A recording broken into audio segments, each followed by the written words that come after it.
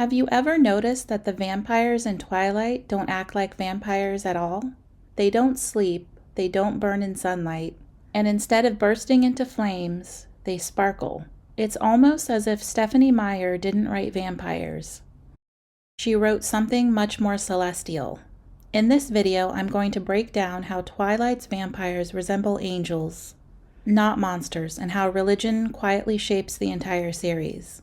The Twilight vampires don't seem like actual vampires at all. Their only real similarity is their need to consume blood.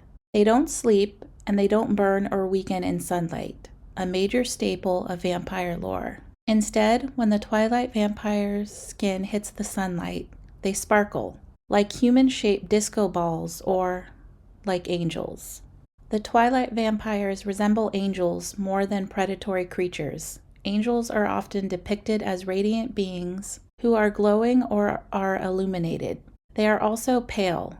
Twilight's vampires are pale or supposed to be pale. In Eclipse, as Jasper recounts seeing vampires for the first time, Jasper, they had such pale skin. I remember marveling at it. Even the little black-haired girl, whose features were clearly Mexican, was porcelain in the moonlight. Their paleness isn't like death, it's like divinity.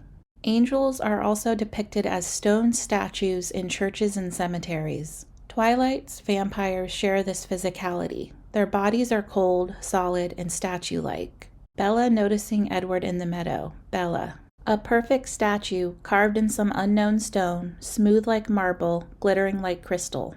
Later, after Bella becomes a vampire, she must learn to mimic human fidgeting just to avoid appearing too perfectly still like an unmoving statue. Bella also never needs to sleep again after transforming.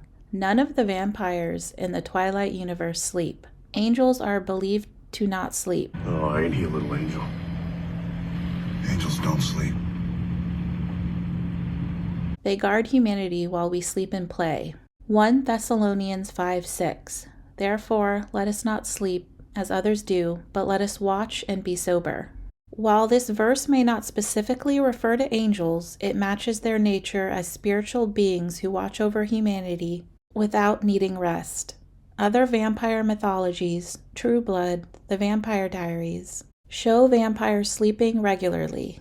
Twilight's sleeplessness is unique and very angelic. Stephenie Meyer, a Mormon and member of the Church of Jesus Christ of Latter-day Saints, wove religious parallels throughout the series. Edward refuses intimacy before marriage, a strong Christ-based religion value. The pregnancy plot mirrors pro-life themes, with Bella willing to die for her unborn child rather than terminate the pregnancy. Characters refrain from drinking, smoking, or drugs in the novels. In the films, they have Charlie drinking beer, probably for advertising or cinematic reasons. Temptation is a core theme. Even the first book's cover, pale hands holding an apple, represents the forbidden fruit from the Garden of Eden. Edward speaks of Bella always being irresistible and struggles so hard to not kill her.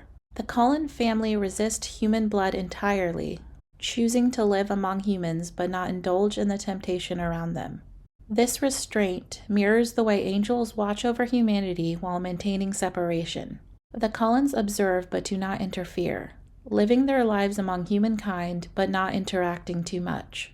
Their goal is to blend into society, but not fully, as they stay distant, pairing off with only other vampires. They try not to become too assimilated with humans. Until Edward saves Bella from Tyler's van. Edward rushes over to Bella after Tyler's van slides out of control towards Bella and blocks the van from killing her, an interference that seemed to make the rest of the Cullens angry. This moment shifts Edward from observer to protector. Edward becomes intertwined with Bella. He was a human. He watches over her. Edward is very much Bella's protector, much like a guardian angel. Edward watches over Bella as she sleeps, which is creepy. Edward is very much Bella's guardian angel, except for in New Moon when he abandoned Bella. Yet he had a spirit-like form that would warn Bella from danger, which was ineffective because Bella would pursue danger just to see this hallucination. In the biology classroom scene from the film, Edward is framed directly against a pair of angel wings.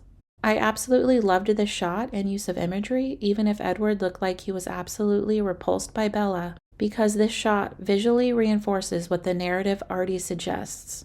Edward is Bella's angel, not her vampire. In the novel, after Bella is severely injured by James, she mistakes Edward for an actual angel as she slips towards unconsciousness. Bella: "And then I knew I was dead, because through the heavy water I heard the sound of an angel calling my name, calling me to the only heaven I wanted. Oh no, Bella, no," the angel's voice cried in horror. This is a dead-on comparison to angels. The vampire voices are described as being musical and appealing in the books, furthering the angelic symbolism. With all these elements combined, the glowing skin, marble bodies, sleeplessness, moral restraint, and protective roles, Stephenie Meyer's creations align far more with biblical and mythological angels than with vampires. Her faith is woven deep into the structure of this supernatural world. Twilight isn't a vampire story. Well, not really. It's a modern angel story dressed in vampire aesthetics. What do you think? Do you think Twilight's vampires are actually angels in disguise? Or do you think I read too much into the angel comparisons? That is all for this video. If you made it to the end of the video, please leave a comment, give me a thumbs up, and subscribe if you haven't already. Thank you so much for watching. Goodbye.